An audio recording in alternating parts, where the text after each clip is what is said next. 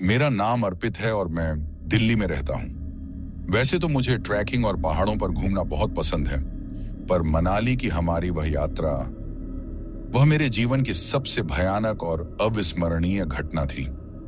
आज भी जब मैं उस सर्द रात को याद करता हूँ, तो मेरी रूह कांप उठती है। हम 4 दोस्त थे, मैं, आदित्य, विवेक और रोहन। हम चारों बचपन के दोस्त थे और साथ में घूमने का प्लान लगभग हर महीने बनाते थे। इस बार हमने मनाली जाने का फैसला किया। हमने 3 दिन का पैकेज बुक किया था, जिसमें कसोल और मणिकर्ण साहिब का दौरा भी शामिल था। हम चारों बहुत उत्साहित थे। दिल्ली की गर्मी से दूर, हिमाचल की ठंडी हवा और बर्फ से ढके पहाड़ सोचकर ही मजा आ रहा था। हमने दिल्ली से रात की बस पकड़ी। बस में खूब गाना बजाना और मस्ती हुई। विवेक हमेशा की तरह सबको हंसा रहा था और रोहन, जो थोड़ा शांत स्वभाव का है, बस मुस्कुरा रहा था। आदित्य और मैं सफर की तस्वीरें खींचने और वीडियो बनाने में लगे थे। अगले दिन दोपहर तक हम मनाली पहुंच गए। मौसम एकदम खुशनुमा था और चारों तरफ ऊंचे देवदार के पेड़ों से घिरा नजारा मन को मोह रहा था। हमने एक छोटा प्यारा सा होटल बुक किया था, जो मुख्य बाजार से थोड़ा हटकर था, ताकि हमें शांति और अच्छा व्यू मिल सके। होटल अच्छा था, लकड़ी का बना हुआ, जिसमें बालकनी से बर्फीली चोटियां साफ दिखती थीं। शाम को हमने थोड़ी देर बाजार में घूमकर गर्मा गर्म मोमोज और चाय का मजा लिया। सब कुछ बहुत सामान्य और मजेदार था। अगले दिन हमने स्थानीय दर्शनीय स्थलों को देखने का फैसला किया। हमारी टैक्सी ड्राइवर, एक बूढ़ा लेकिन मिलनसार आदमी जिसका नाम रमेश अंकल था, उसने हमें बताया कि पास में एक बहुत पुरानी और खूबसूरत जगह है, जिसे लोग भूली हुई घाटी कहते हैं। उनका कहना था कि वहां कम लोग जाते हैं क्योंकि रास्ता थोड़ा कठिन है, लेकिन नजारा अद्भुत है। हम चारों एडवेंचर के शौकीन थे और कम लोग सुनते ही हम तुरंत तैयार हो गए। रमेश अंकल ने हमें उस घाटी के रास्ते पर एक निश्चित बिंदु तक छोड़ा और चेतावनी दी, बच्चों, शाम होने से पहले लौट आना।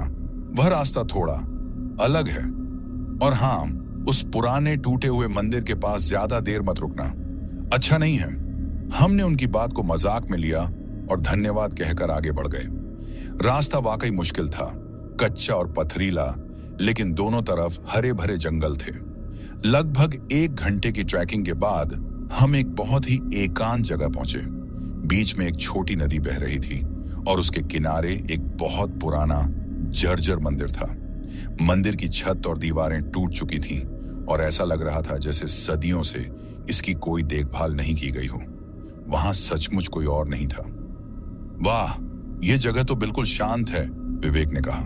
हाँ, एकदम परफेक्ट पिक्चर लोकेशन, आदित्य ने अपना कैमरा निकालते हुए कहा। रोहन थोड़ा असहज लग रहा था। उसने कहा, यार, मुझे यह जगह थोड़ी अजीब लग रही है, यहाँ बहुत सन्नाटा है। मैंने उसे शांत किया। अरे रोहन, तू हमेशा इतना डरता क्यों है? यह सिर्फ एक पुराना मंदिर है। चल, थोड़ी तस्वीरें लेते हैं और फिर चलते हैं। हमने मंदिर के आसपास तस्वीरें लेना शुरू कर दिया। मंदिर के अंदर कुछ प्राचीन काले पड़ चुके पत्थर की मूर्तियां थीं। जैसे ही मैं एक मूर्ति की तस्वीर ले रहा था, मुझे हवा में एक बहुत ही हल्की पर स्पष्ट सड़ने की गंध महसूस हुई। मुझे लगा शायद कोई जानवर होगा, पर आसपास कुछ नहीं दिखा। अचानक मंदिर के पीछे से एक तेज हवा का झोंका आया। वह इतनी तेज थी कि मेरे हाथ से कैमरा लगभग छूट ही गया। उस झोंके के साथ ही मैंने एक पल के लिए महसूस किया जैसे किसी ने मेरी पीठ पर ठंडे बर्फीले हाथ से छुआ हो। मैं घबराकर पीछे मुड़ा, पर वहां सिर्फ देवदार के पेड़ थे। क्या हुआ अर्पित? रोहन ने पूछा। कुछ नहीं, बस हवा बहुत तेज थी, मैंने जल्दी से कहा, पर मेरे दिल की धड़कन बढ़ गई थी। मैंने उस ठंडे स्पर्श की बात किसी को नहीं बताई। मुझे लगा शायद मेरा वहम होगा। सूरज ढलना शुरू हो चुका था और घाटी में तेजी से अंधेरा छा रहा था। विवेक ने कहा, चल यार, अंधेरा हो रहा है। रमेश अंकल ने जल्दी लौटने को कहा था।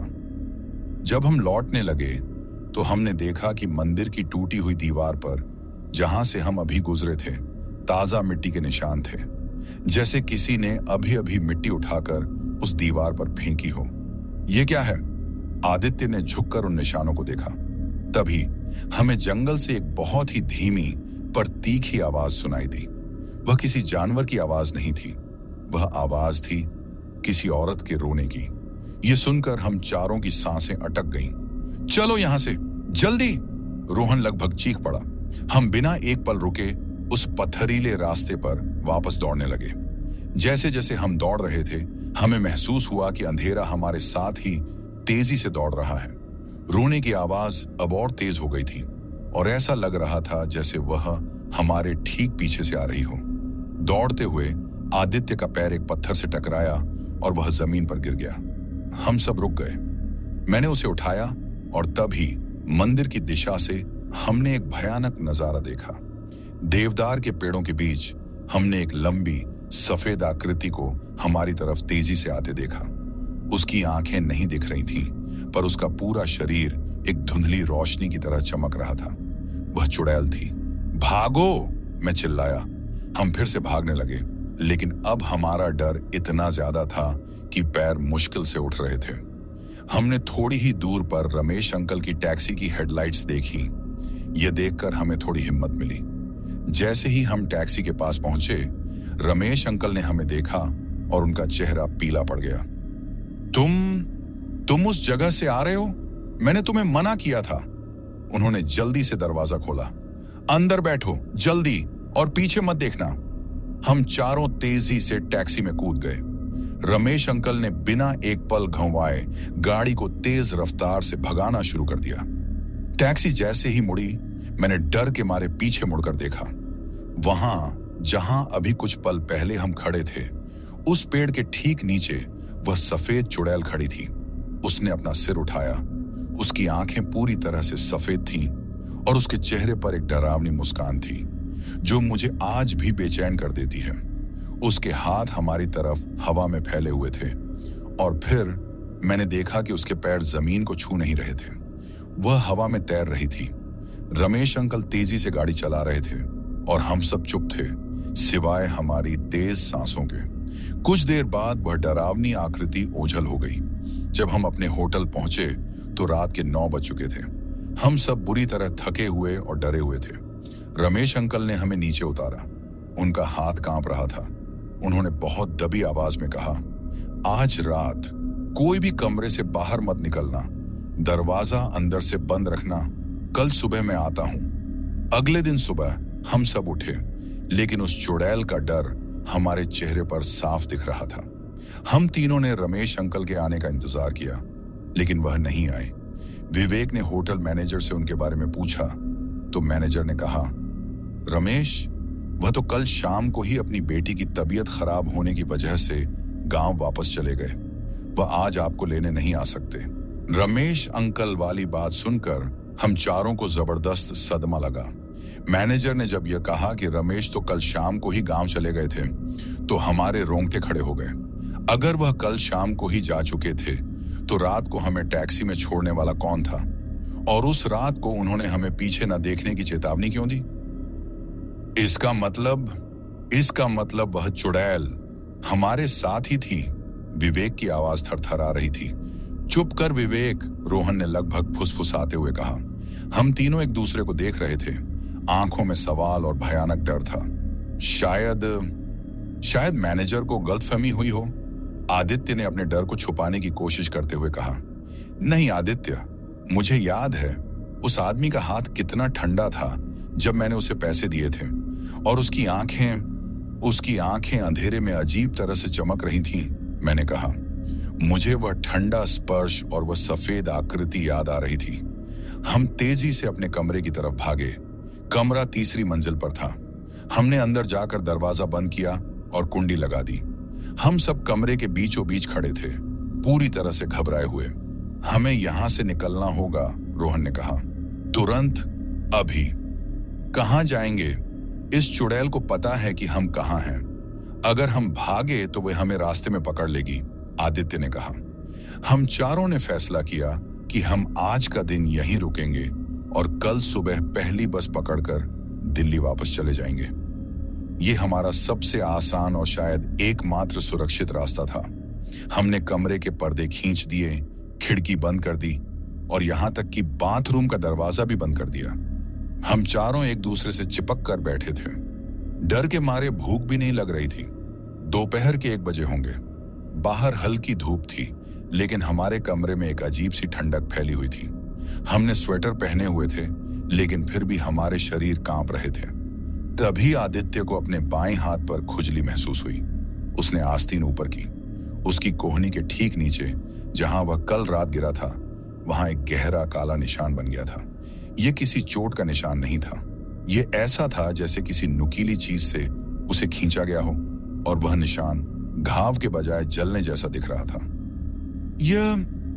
यह क्या है? आदित्य ने कांपते हुए पूछा। मैंने जोर से अपनी मुट्ठी भींच ली। यह उस चुड़ैल का काम था। वह हमें डरा रही थी।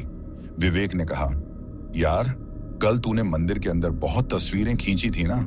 दिखा जरा, शायद उस फोटो में कुछ हो।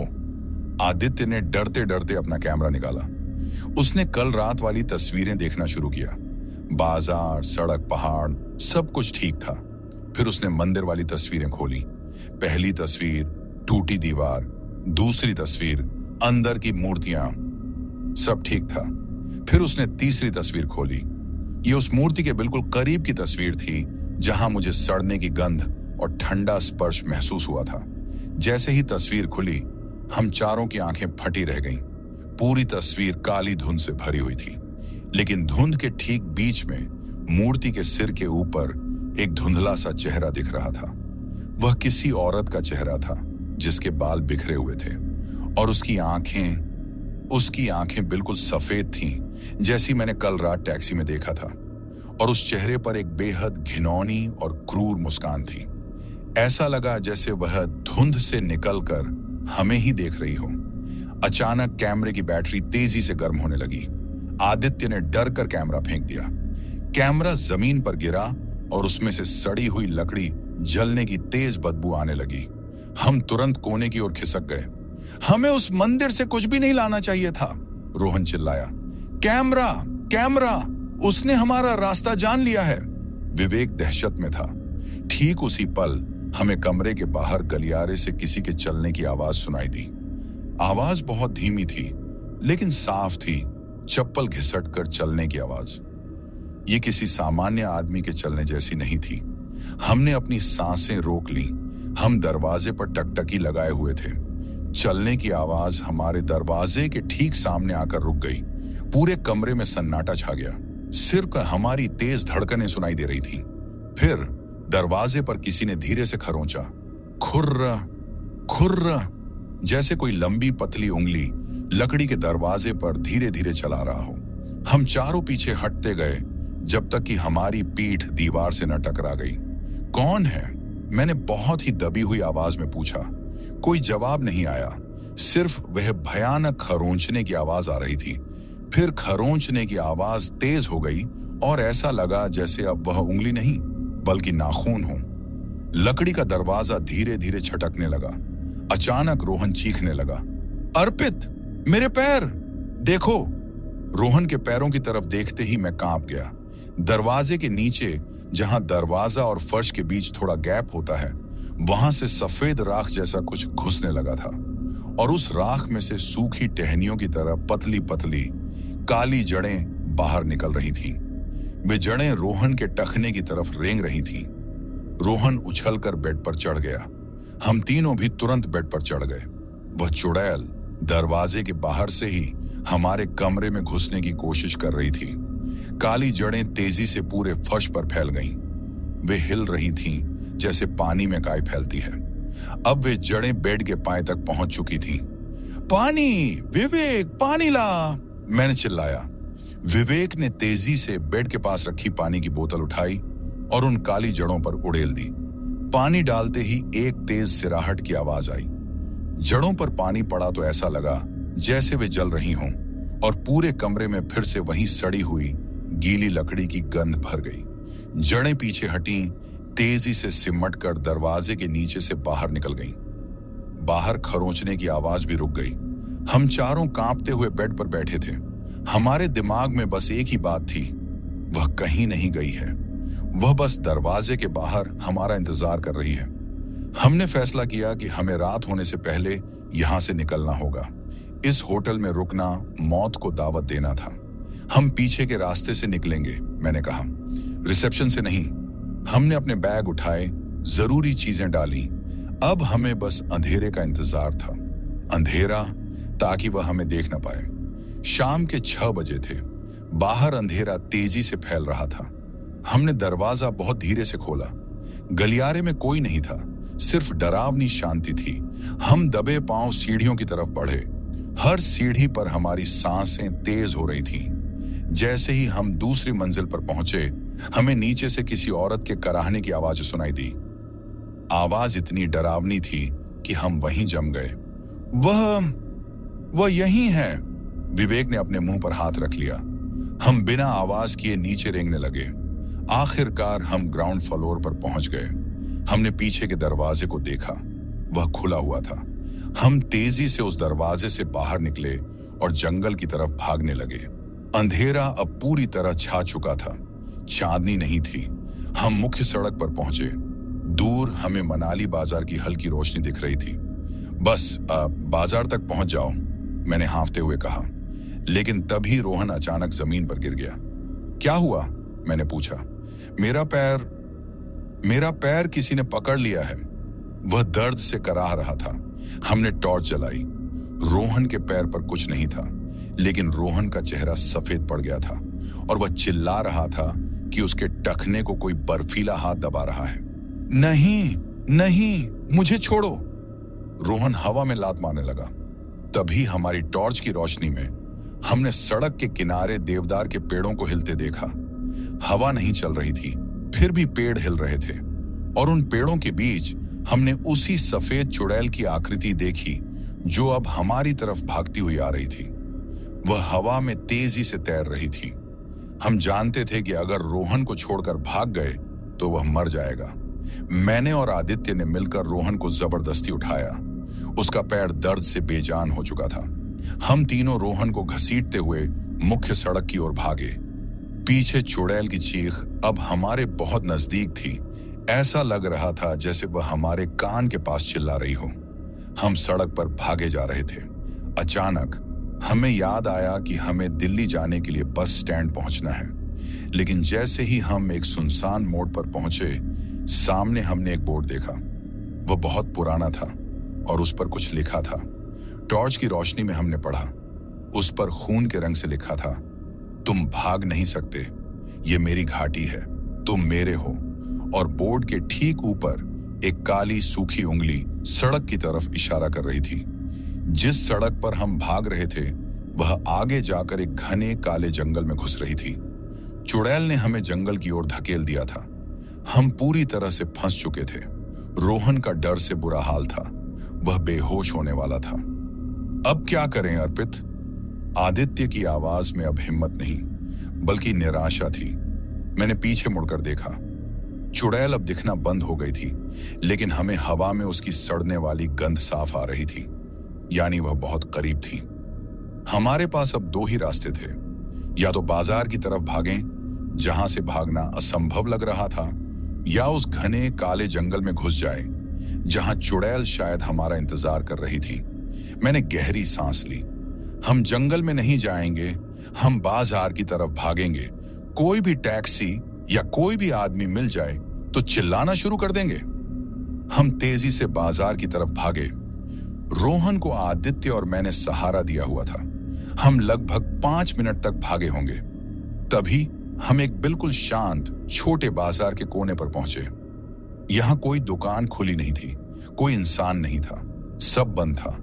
और तभी हम तीनों ने देखा, बाजार के बीचों बीच जमीन पर जहां कल हमने चाय पी थी, वहां चाय का एक खाली प्याला उल्टा पड़ा था और उसके पास काली स्याही से जमीन पर कुछ लिखा था। हमने डरते डरते पढ़ा, तुमने मुझे मेरे घर में छुआ, अब मैं तुम्हें तुम्हारी नींद में छूंगी, रात लंबी है। ये पढ़ते ही हमारे सिर के ऊपर से एक तेज हंसी की आवाज आई। वह कोई सामान्य हंसी नहीं थी, वह टूटी हुई हड्डियों और सूखी हवा जैसी आवाज थी। हम तीनों ने ऊपर देखा।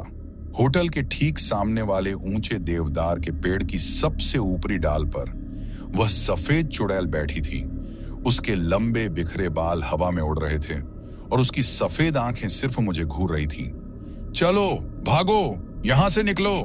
हमने बाजार छोड़कर बिना किसी दिशा के बस भागना शुरू कर दिया।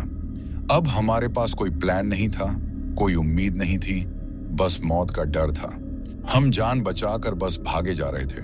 दिमाग शून्य हो चुका था। हमारे पीछे हर पल उस चुड़ैल की डरावनी टूटी हुई हंसी गूंज रही थी। रोहन अभी भी ठीक से चल नहीं पा रहा था, लेकिन डर के मारे वह खुद को खींच रहा था। हम बाजार से निकलकर एक पतली ऊपर की ओर जाती सड़क पर पहुंचे। ये सड़क कहां जाती है हमें पता नहीं था, पर हमें लग रहा था कि शायद हम ऊंचाई पर जाकर कहीं छिप सकें। अर्पित, अब क्या करें? आदित्य हाँफ रहा था। हम कहां जाएंगे? वह हर जगह है। मैंने ऊपर देखा, घना अंधेरा था। पहाड़ की यह सड़क दोनों तरफ देवदार के पेड़ों से घिरी थी और हर पेड़ एक विशाल छाया की तरह लग रहा था। हमें किसी ऐसी जगह जाना होगा जहां लोग हों, कोई बड़ा होटल या कोई गांव, मैंने चिल्लाकर कहा। हम लगभग 10 मिनट तक भागे, फिर हमने सामने एक मोड़ देखा। मोड़ के पास एक पत्थर की बहुत पुरानी इमारत थी जो किसी सरकारी गेस्ट हाउस जैसी लग रही थी, पर पूरी तरह बंद और वीरान थी। चलो वहां चलते हैं, विवेक ने इशारा किया। बाहर सड़क पर तो वह हमें आसानी से देख लेगी। हम उस पुरानी इमारत की तरफ भागे। पत्थर की सीढ़ियों पर काई जमी थी। दरवाजा भारी था और बाहर से लोहे की मोटी जंजीरों से कसा हुआ था। हम दरवाजे के पास जाकर जमीन पर बैठ गए, हाँफते हुए। थोड़ी देर तक हमें कोई आवाज या हंसी सुनाई नहीं दी। लगता है पीछा छूट गया। रोहन ने राहत भरी सांस ली। नहीं छूटा है, मैंने कहा। मुझे अभी भी वह सड़ी हुई गीली गंध हल्की हल्की महसूस हो रही थी। वह बस हमें थका रही है या शायद इंतजार कर रही है। मैंने जंजीर लगे दरवाजे को देखा। हम अंदर नहीं जा सकते, पर हमें यहीं रुकना होगा। अंधेरा बहुत घना है, सुबह होने का इंतजार करते हैं। हम उस दरवाजे के सामने दीवार से सटकर बैठ गए। आदित्य और विवेक ने रोहन को बीच में लिटाया। हमने अपने बैग एक दूसरे से बांध लिए ताकि कोई अगर नींद में भी खींचे तो हमें पता चल जाए। रात बहुत सर्द थी। ऊपर आकाश में चांद बादलों से ढका हुआ था। यार, वह चुड़ैल कौन थी? विवेक ने धीरे से पूछा। उसने हमारे साथ ही ऐसा क्यों किया? शायद उस मंदिर से हमारा संबंध है, आदित्य ने कहा। मैंने उस मूर्ति की फोटो ली थी। और अर्पित, तूने वहां कुछ महसूस किया था? मैंने हाँ में सिर हिलाया। मुझे याद है, रमेश अंकल ने कहा था, उस पुराने टूटे हुए मंदिर के पास ज्यादा देर मत रुकना, अच्छा नहीं है। शायद हमें उस जगह के बारे में पता करना चाहिए, मैंने कहा। अगर हमें पता चल जाए कि वह चुड़ैल कौन थी और वह वहां क्यों थी, तो शायद हमें इससे छुटकारा पाने का रास्ता मिल जाए। तभी हमारी बात काटते हुए हमें ऊपर छत से किसी के चलने की आवाज सुनाई दी। ये कोई चूहा या जानवर नहीं था। यह आवाज थी भारी, नंगे पैरों के चलने की, ठीक हमारे ऊपर। धप धप धप, जैसे कोई बहुत भारी चीज छत पर धीरे धीरे घूम रही हो। हम तुरंत उठ खड़े हुए। वह हम पर इंतजार कर रही है। रोहन ने डर से अपना मुंह ढक लिया। चलने की आवाज तेजी से बढ़ती गई। ऐसा लगा जैसे वह आकृति हमारे ठीक ऊपर गोल चक्कर काट रही है। तभी चलने की आवाज रुकी और एक भयानक चुप्पी छा गई। फिर छत से मिट्टी और पत्थर के छोटे छोटे टुकड़े हमारे ऊपर गिरने लगे और उन टुकड़ों के साथ एक सूखी टहनी भी नीचे गिरी। वह टहनी जमीन पर गिरकर फिसलती हुई मेरे पैरों के पास आ गई। मैंने हिम्मत करके टॉर्च जलाई। वह टहनी नहीं थी, वह सूखी हुई कंकाल जैसी उंगली थी, इंसानी उंगली जो वर्षों से सूख चुकी थी। ये देखते ही मेरी सांस रुक गई। तभी ऊपर से एक आवाज आई, बहुत धीमी, सीधी हमारे दिमाग में आती हुई। तुमने मेरी शांति भंग की, मैंने तुम्हें चेतावनी दी थी, अब तुम मुझे मेरी चीज वापस दो। कौन सी चीज? विवेक घबरा कर चिल्लाया। कोई जवाब नहीं मिला, पर छत पर चलने की आवाज अब और तेज हो गई, जैसे वह हमारे ऊपर जोर जोर से कूद रही हो। पत्थर की वह पुरानी इमारत हिलने लगी, दीवारें कांप रही थीं। चलो यहां से निकलो, ये इमारत गिर जाएगी, मैंने चिल्लाया। हम जोरदार धक्का देकर जंजीर लगे दरवाजे से दूर हटे और सड़क की तरफ फिर भागने लगे। हम सड़क पर भागे। पीछे गेस्ट हाउस की छत से पत्थर के बड़े बड़े टुकड़े टूटकर गिर रहे थे। हम नीचे की तरफ भागते गए। लगभग 15 मिनट बाद हमने सामने एक छोटा सा गांव देखा। अंधेरे में भी हमें कुछ घरों में हल्की पीली रोशनी जलती दिखाई दी। बस गांव पहुंच गए, आदित्य ने राहत महसूस करते हुए कहा। जैसे ही हम गांव के पहले घर के पास पहुंचे, हमने देखा कि उस घर के दरवाजे पर एक बड़ा काला अजीब प्रतीक बना हुआ था। वह प्रतीक किसी जानवर के मुंह जैसा था, जिसके चारों तरफ लहसुन की माला लटकी हुई थी। और केवल उसी घर पर नहीं, बल्कि उस गांव के हर घर के दरवाजे पर वह प्रतीक और लहसुन की माला लटकी थी। गांव पूरी तरह शांत था। कोई कुत्ता नहीं भौंक रहा था, कोई आवाज नहीं आ रही थी। हम पहले घर का दरवाजा खटखटाने ही वाले थे कि रोहन ने मेरा हाथ पकड़ लिया। अर्पित, देखो! रोहन ने टॉर्च की रोशनी सड़क पर डाली। सड़क जो गांव के घरों के बीच से गुजर रही थी, काली स्याही से भरी हुई थी। ऐसा लगा जैसे किसी ने पूरे गांव के चारों तरफ स्याही डाल दी हो। और उस स्याही के बीचों बीच हमें ताजे गंदे पैरों के निशान दिखाई दिए। वे निशान उसी सफेद राख जैसे दिख रहे थे जो हमारे होटल के कमरे में दरवाजे के नीचे से घुसने की कोशिश कर रही थी। यह गांव उसका है, विवेक ने फुसफुसाते हुए कहा। वह गांव वालों को डरा कर रखती है, इसीलिए सबने अपने घरों को बंद कर लिया है। हमें समझ आ गया कि इस गांव में हमें कोई मदद नहीं मिलेगी। यहाँ हर कोई उस चुड़ैल से डरकर छिपा बैठा है। हम गांव की पतली पगडंडी से बचकर निकलने लगे। हम उस सड़क पर पहुंचे जो हमें वापस मनाली बाजार की तरफ ले जाएगी, लेकिन अब हमें पता था कि वहां भी वह हमारा इंतजार कर रही है। तभी रोहन के मुंह से अचानक चीख निकल गई। रोहन जमीन पर गिर पड़ा और जोर जोर से रोने लगा। अब क्या हुआ? मैंने और आदित्य ने मिलकर उसे उठाया। मैंने देखा, उसने मेरा नाम पुकारा। रोहन की आंखें डर से बाहर निकल रही थीं। किसने पुकारा? चमगादड़, एक बहुत बड़ा चमगादड़। वह मेरे सामने से उड़कर गया और जब वह गुजरा तो मैंने सुना, उसने मेरे कान में कहा, रोहन, तुम मेरे लिए हो। हमने ऊपर देखा। वहां कोई चमगादड़ नहीं था, लेकिन रोहन कांप रहा था, जैसे किसी ने सचमुच उसे छू लिया हो। अचानक हमें एक बहुत तेज और ठंडा झोंका लगा। ये इतनी तेज हवा थी कि हम तीनों गिर गए। जब हम वापस खड़े हुए तो हमने देखा कि रोहन गायब है। रोहन! हमने चिल्लाकर उसे पुकारा। कोई जवाब नहीं। बस सड़क के किनारे एक बड़ा देवदार का पेड़ तेजी से हिल रहा था, जबकि बाकी पेड़ शांत थे। वह उसे ले गई, आदित्य चिल्लाया। हम उस देवदार के पेड़ की तरफ भागे।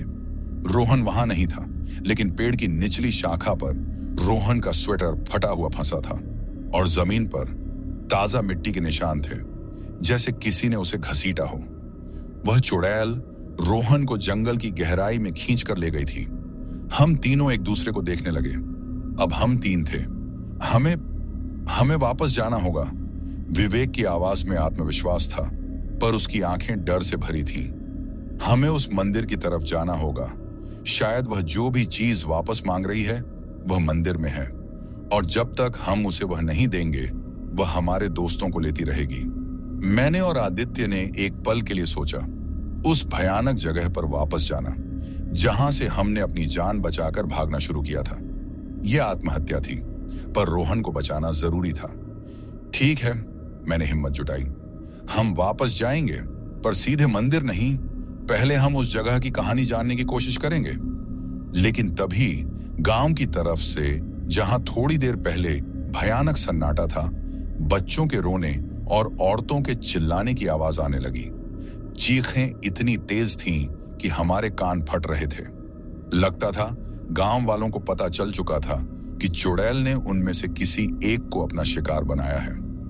अब हमारे पास समय नहीं था।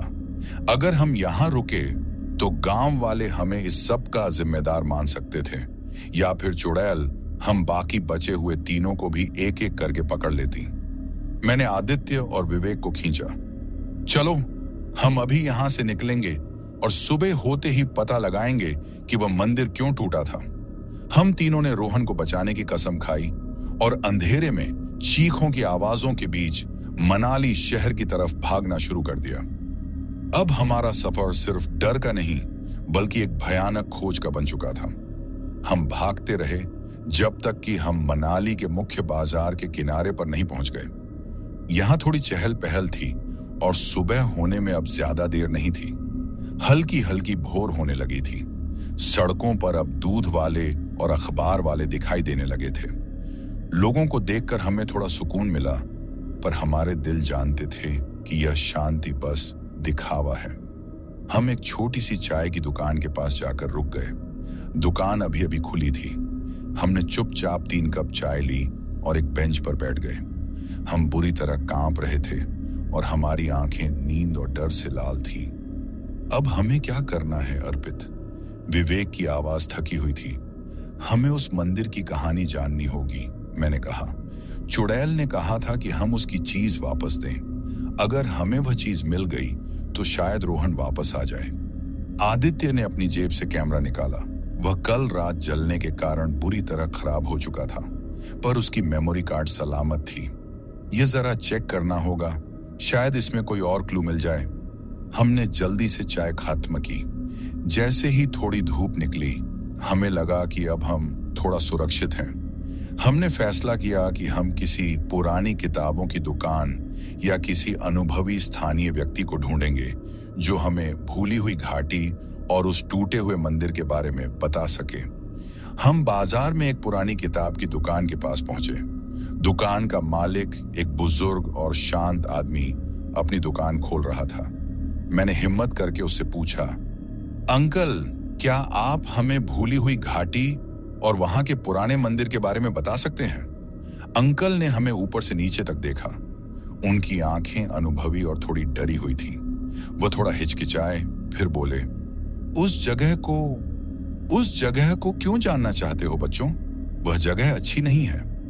हम कल रात वहां गए थे, आदित्य ने धीरे से कहा, और अब हमारा एक दोस्त गायब है। ये सुनते ही अंकल का चेहरा पीला पड़ गया। वह हमें दुकान के अंदर ले गए, दरवाजा बंद किया और धीमी आवाज में बोले, तुम उस औरत के शिकार बन गए हो। उन्होंने बताया कि उस मंदिर का नाम कालीगढ़ मंदिर था। यह मंदिर लगभग 150 साल पहले बना था और इसके पास ही एक छोटी सी बस्ती थी। वहां एक बहुत ही सुंदर और सीधी सादी औरत रहती थी जिसका नाम नयना था। नयना बहुत अच्छी थी और सबकी मदद करती थी, लेकिन बस्ती के कुछ लोग जो उसकी सुंदरता से जलते थे, उन्होंने उस पर जादू टोना करने का झूठा इल्जाम लगाया। क्या हुआ फिर? विवेक ने उत्सुकता से पूछा। लोगों ने बिना सच्चाई जाने नयना को पकड़ लिया। उन्होंने उसे मंदिर के पास लाकर बहुत मारा और फिर एक रात उसी मंदिर के पीछे जहां तुम लोग गए थे, उन्होंने उसे जिंदा जला दिया। यह सुनकर हमारे रोंगटे खड़े हो गए। नयना जलते हुए चिल्लाई। उसने जोर जोर से कहा कि उसने कुछ नहीं किया है और उसने श्राप दिया कि जो भी उसकी बेगुनाही का सबूत मिटाएगा या उसकी जगह पर शांति भंग करेगा, वह उसे कभी चैन से नहीं रहने देगी। वह हमेशा भूखी रहेगी और उस बस्ती के हर व्यक्ति को अपनी भूख का शिकार बनाएगी। अंकल ने बताया कि उस श्राप के बाद पूरी बस्ती एक रात में खत्म हो गई। कुछ लोग गायब हो गए और कुछ ऐसे ही मर गए। डर के मारे लोग उस मंदिर को छोड़कर चले गए और वह जगह नयना की चुड़ैल बन गई। और वह चीज, मैंने पूछा, वह कौन सी चीज वापस मांग रही है? अंकल ने अपनी दुकान के कोने से एक पुरानी जली हुई लकड़ी की संदूकची निकाली। कहानियों में कहा जाता है कि नयना की मौत से पहले उसने अपनी बेगुनाही का आखिरी सबूत और अपनी सबसे प्यारी चीज उसी मंदिर के पास एक पेड़ के नीचे मिट्टी में छिपा दी थी। अगर कोई उस चीज को ढूंढकर उसे वापस कर दे तो शायद उसकी आत्मा को शांति मिल जाए। अंकल ने हमें चेतावनी दी, लेकिन कोई भी उस चीज को छू नहीं पाया, क्योंकि जो भी छूता है चुड़ैल उसकी आत्मा को खा जाती है। उसके मरने के बाद लोगों ने उस जगह के चारों तरफ जादू टोने की सीमाएं बना दी थीं ताकि कोई चुड़ैल से बचा रहे। तुम लोग उन सीमाओं को तोड़कर आए हो, हमें समझ आ गया। हमने अनजाने में उस मंदिर को छूकर उस चुड़ैल को जगा दिया था और वह चीज जो वह मांग रही थी वह हमारा दोस्त रोहन नहीं, बल्कि कोई ऐसी वस्तु थी जिसे नयना ने वहां छिपाया था। अब हमारे पास एक ही रास्ता है, मैंने कहा। हमें उस चीज को ढूंढना होगा और उसे वापस करना होगा। रोहन को बचाने का यही एक तरीका है। अंकल ने हमें थोड़ी देर के लिए रुकने के लिए कहा। उन्होंने हमें एक पुराना ताबीज दिया जो लहसुन और नमक से बना था। इसे अपने पास रखो, यह उसकी शक्ति को थोड़ी देर के लिए कम कर सकता है। हम अंकल का धन्यवाद करके वापस अपने होटल की तरफ भागे। होटल पर अभी भी सुबह की अजीब शांति थी। हमने अपने कमरे में जाकर दरवाजा बंद कर लिया। हमने अब रोहन के बैग की तलाशी ली। रोहन हमेशा अपनी छोटी छोटी चीजों को डायरी में लिखता था। हमें उसके बैग से एक छोटी भूरी डायरी मिली। जैसे ही मैंने डायरी खोली, मेरे हाथ कांप गए। पहले पन्ने पर रोहन ने कल रात का सारा अनुभव लिखा था। 22 मई रात 9:30। मुझे घसीटा जा रहा है। मेरा पैर, कोई ठंडा हाथ मुझे खींच रहा है। मुझे जंगल में लाया गया है। मुझे यहाँ एक अजीब गंध आ रही है और यहाँ बहुत सारे काले पत्थर हैं। मैं देख रहा हूं नयना, वह मेरे सामने खड़ी है। वो जोर से रो रही है। वह कह रही है कि वह मुझे नहीं छोड़ेगी। वह कह रही है कि उसकी चीज पीले रंग की है। रोहन की लिखावट अचानक खत्म हो गई थी, जैसे किसी ने जबरदस्ती उससे डायरी छीन ली हो।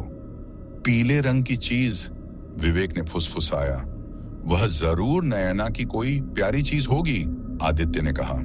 हम जानते थे कि रोहन खतरे में है और वह चुड़ैल उसे जिंदा नहीं छोड़ेगी। हमें तुरंत वापस उसी भयानक भूली हुई घाटी में जाना था। हम होटल से निकले। नीचे लॉबी में कोई नहीं था। जैसे ही हमने होटल का मुख्य दरवाजा पार किया, हमें बाहर सड़क पर, जहां कल रमेश अंकल ने हमें छोड़ा था, वहां खून का एक गहरा धब्बा दिखाई दिया।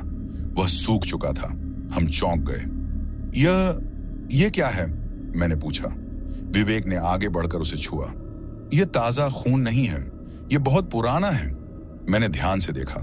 धब्बे के पास जमीन पर एक लोहे की छोटी सी पत्ती पड़ी थी। उस पर कुछ लिखा था। मैंने पत्ती उठाई। उस पर बहुत पुरानी हिंदी में लिखा था, श्राप का अंत, बेगुनाही का सबूत, एक छोटी सोने की चूड़ी। ये पढ़ते ही हमारे दिमाग में सब कुछ साफ हो गया। नयना की चीज थी एक सोने की चूड़ी, और यह पत्ती शायद उस श्राप को लिखने वाले ने या किसी पुजारी ने वहां छोड़ी होगी ताकि कोई बाद में इसे पढ़ सके। हम तीनों ने एक दूसरे को देखा। रोहन ने डायरी में पीले रंग का जिक्र किया था। सोना पीला होता है। चलो, मैंने कहा, हम उस चूड़ी को ढूंढेंगे और रोहन को वापस लाएंगे। हम तेजी से उस घाटी की तरफ जाने वाली सड़क की तरफ भागने लगे। सूरज अब पूरी तरह निकल चुका था, लेकिन हमारी रूह में अभी भी रात का अंधेरा छाया हुआ था। हम जानते थे कि यह एक भयानक गलती हो सकती है, पर हमारे पास कोई दूसरा रास्ता नहीं था। हम अपनी जान दांव पर लगाने जा रहे थे, सीधे चुड़ैल के अड्डे पर। हम तीनों बिना किसी डर के, बस एक ही मकसद के साथ भूली हुई घाटी की तरफ तेजी से बढ़ रहे थे। हमें नयना की सोने की चूड़ी ढूंढनी थी और रोहन को बचाना था। सुबह के 8 बज चुके थे, पर पहाड़ों में धूप अभी भी तीखी नहीं थी। हम उस जगह पर पहुंचे जहां कल रमेश अंकल ने हमें छोड़ा था। अब उस जगह का सन्नाटा और भी ज्यादा भयानक लग रहा था। याद है अंकल ने क्या कहा था? आदित्य ने फुसफुसाते हुए कहा। नैना ने अपनी चीज मंदिर के पास एक पेड़ के नीचे मिट्टी में छिपाई थी। हम तीनों ने ताबीज को कसकर पकड़ा और जंगल के उस पत्थरीले रास्ते पर आगे बढ़ गए। इस बार रास्ते में कोई रोने की आवाज नहीं थी, कोई सड़ी हुई गंध नहीं थी। वहां एक अजीब गहरी शांति थी। यह शांति चीखों से भी ज्यादा डरावनी थी, क्योंकि यह चुड़ैल की चाल लग रही थी। लगभग 40 मिनट की ट्रैकिंग के बाद हम मंदिर के पास पहुंचे। टूटा हुआ मंदिर वहीं खड़ा था, पर अब वह पहले से ज्यादा काला और वीरान लग रहा था। हमने कल जिस मूर्ति की तस्वीर ली थी, वह अब जमीन पर गिरी हुई थी, और मंदिर के पीछे, जहां कल रात हमने उसे पहली बार भागते हुए देखा था, वहां एक बड़ा पुराना देवदार का पेड़ खड़ा था। उस पेड़ के तने पर गहरे नाखूनों के निशान थे। जरूर यहीं कहीं होगी, मैंने कहा। हम तीनों ने अपने हाथों से पेड़ के चारों ओर की मिट्टी खोदना शुरू कर दिया। मिट्टी बहुत सूखी और सख्त थी। हम अपने छोटे चाकू और हाथों से खोदे जा रहे थे। लगभग 10 मिनट की खुदाई के बाद विवेक की उंगलियां किसी सख्त चीज से टकराईं। मिल गया, कुछ है यहां, विवेक चिल्लाया। हम तीनों ने मिलकर मिट्टी हटाई। वहां एक छोटा लकड़ी का डिब्बा दबा हुआ था। वह डिब्बा बहुत पुराना था और मिट्टी में पूरी तरह सन चुका था।